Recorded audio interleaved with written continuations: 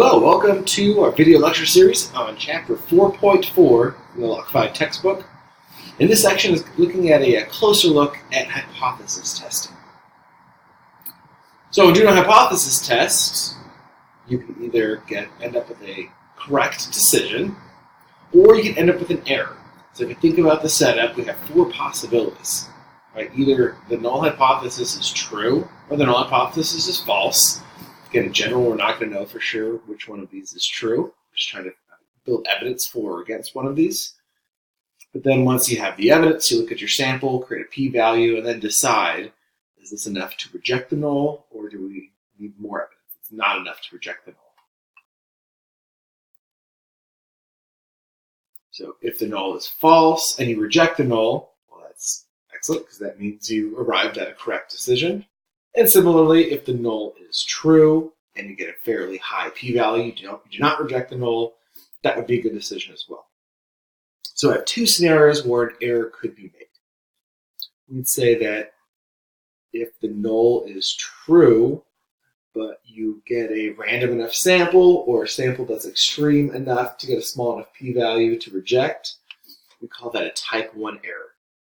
And on the flip side, if the null is false, but your evidence isn't strong enough, you do not reject the null, we call that a type 2 error. So type 1 is rejecting a true null. Type 2 error is not rejecting a false null.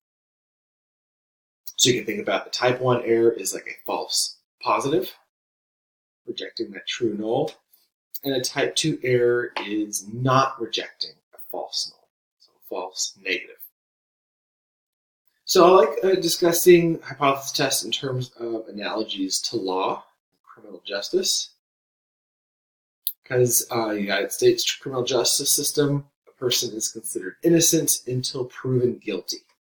So the analogy to think here is we're going to assume the null is true, innocent person, until proven guilty, and that guilty is the alternative is true instead of the null.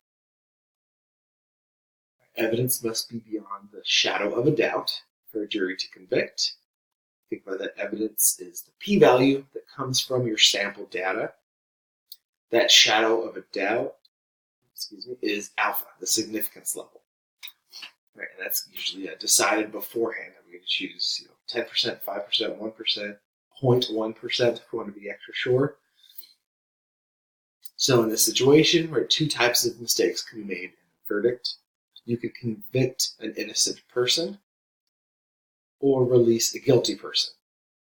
So the analogy that holds between hypothesis test and law is a type 1 error is convicting an innocent person. So rejecting a true null hypothesis is the same as convicting an innocent person.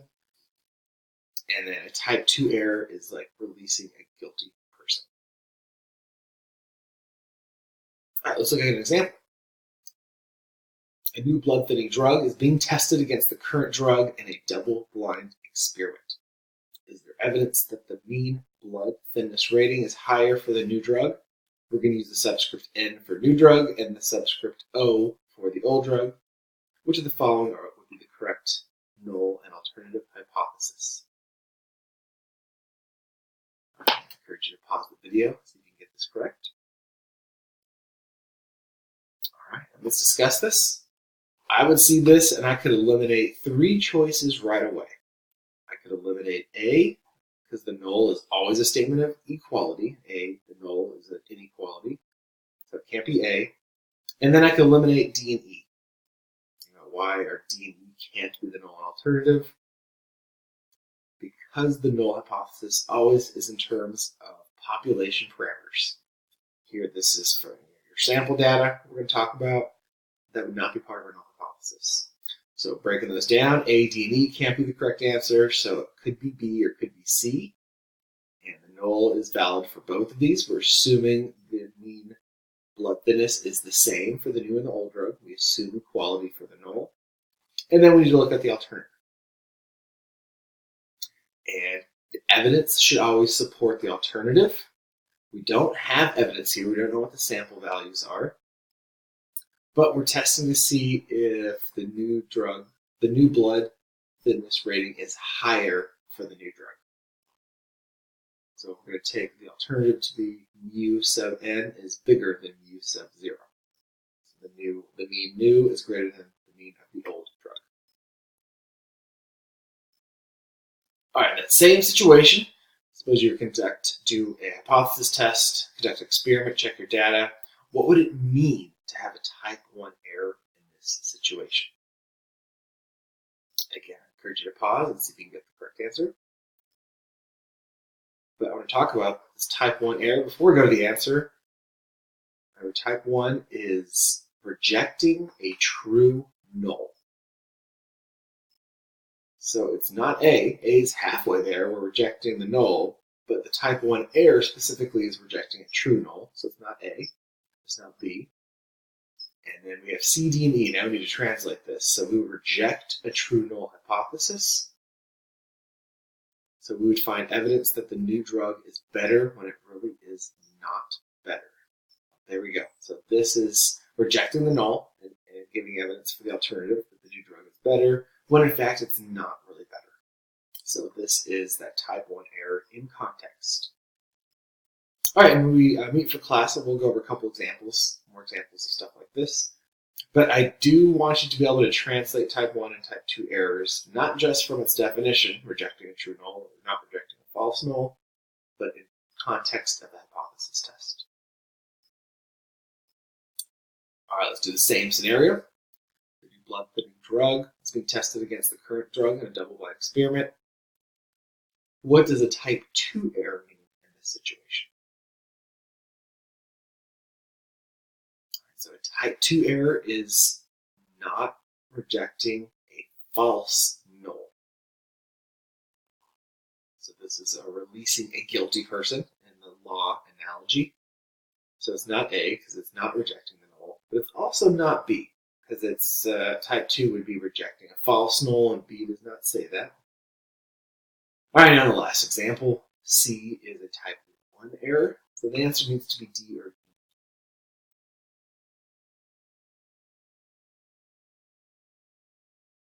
Is D. Okay, so let's think about this just for a second.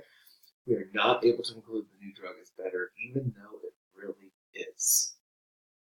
So that is not rejecting the null, but we should have. The new drug is better.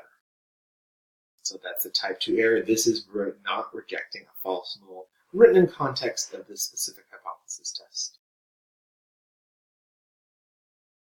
Okay, so we're going to look at what is probability of a type 1 error. And this is both not really a formula, it's just something to remember, but also an important idea.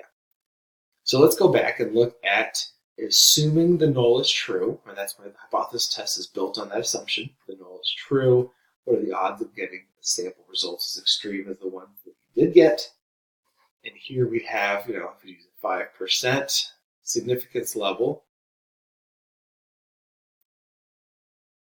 if the null is true, 5% of statistics will be in the most extreme 5%.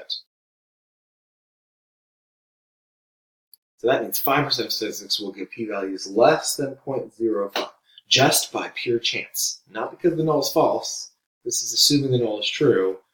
You're going to get 5% will give p-values less than 0.05 just by random chance, and there's variability in your samples. That means 5% of statistics will lead to rejecting the null hypothesis if you pick significance to be 5%. So it turns out the significance level is the probability of a type 1 error. So if significance is 5%, that means there's a 5% chance of making a type 1 error. All right, I want to think about this last bullet point for a second longer. So whatever your significance level is, it's 5% in this case. That means the null, if the null is even true, 5% of your samples are going to say you should reject the null. So that's why we say alpha is the probability of a type 1 error.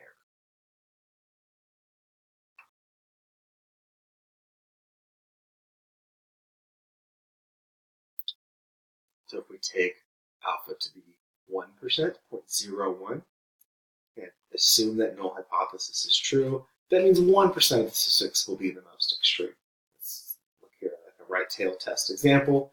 There'll be a much smaller number of samples, but we still have 1%, so that'd be 10 samples or so.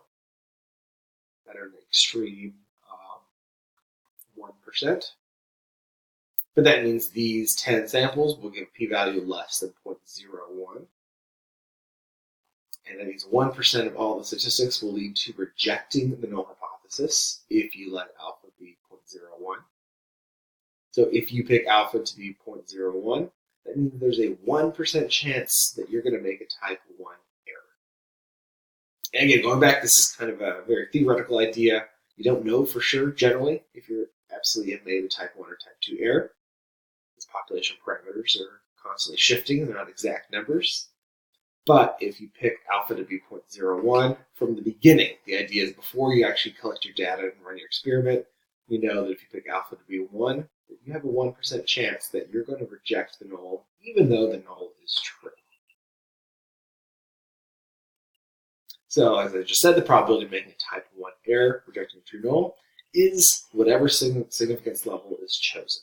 And again, we're usually going to use the 1, 5, and 10%. We'll use 5% if not clearly stated.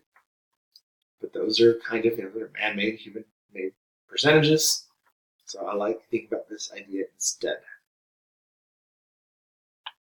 So if the type 1 error is alpha, significance, that means that significance level, alpha percent of all tests with true null hypothesis will yield significant results just by chance. So this kind of leads to something called the multiple testing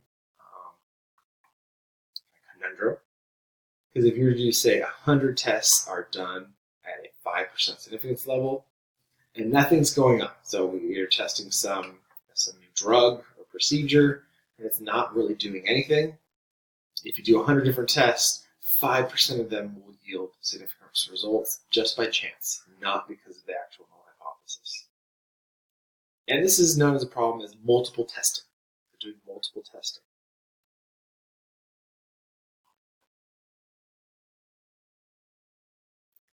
So if you consider a topic as being investigated by research teams all over the world,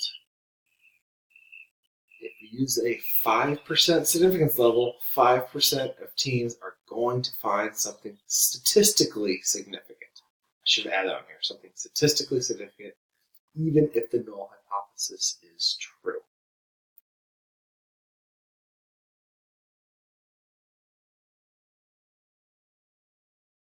Let's go back there. Let's do one more. So experiment is actually comprised of 50 smaller experiments. What if we calculate the p-value for each run? So the idea is here, imagine you do 50 different experiments instead of 100, looking at the same data size, or sorry, not the same data. You collect samples from the same population, 50 different samples, and you have then 50 different p-values. You're going to get some that are fairly extreme.